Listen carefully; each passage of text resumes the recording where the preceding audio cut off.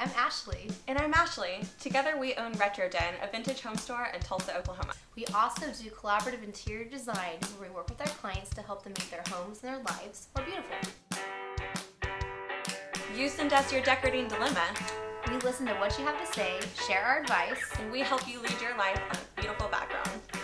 Today we have a friend, Jessica, who wrote into us. We call her Sprenkel, and we did work on her living room. Isn't that a cool last name? Yeah, so Sprenkel. We may call her Sprinkle during this. So Sprenkel writes, I want to have a space for a home yoga practice. I want to feel calm, energized, and peaceful, but also motivated and inspired.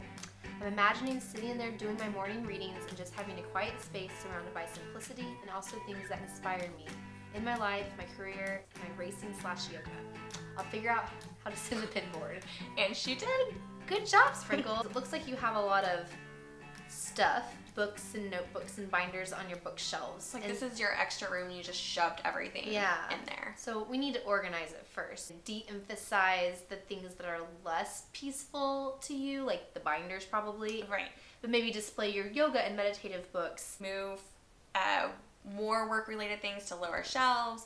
Put, you know, your trophies or like artwork on like shelves that are a little more at eye level. You've got that great window that is south facing, so put all the plants there.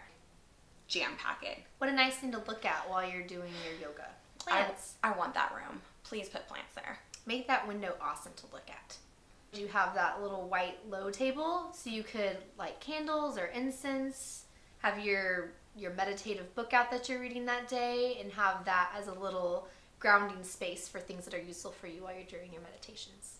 I know you've got a cabinet behind that big piece of artwork. You need to take anything that you have to store in this room that isn't relaxing, like your printer or those binders, and put them away. If you have that piece of art there, that could be a grounding piece of art for the wall opposite the window. So hang that. Make it, you know, lower, eye level. Something I know about your house is that when you're looking into that room, you're standing in the kitchen. And I know, at least for me, like doing yoga or exercising, you need motivation. And I think that's still true even though you teach yoga and do exercise a lot. So you want the view into that room to beckon you. We're always talking about views. How do you make that view something beautiful for yourself? Entice you to come in.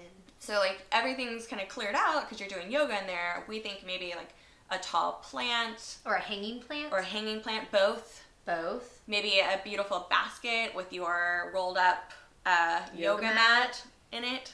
Maybe a little candle or something on the windowsill, some rocks that you you've collected. Pick a spirit animal, find a brass version of it, and put it there. So think about the view into your room. And that's it. That's it. Do it, Sprinkle. Show us pictures. Call us. Call us. Want us to help solve your decorating dilemma? Click the link in our description to submit your home. Bye. Bye.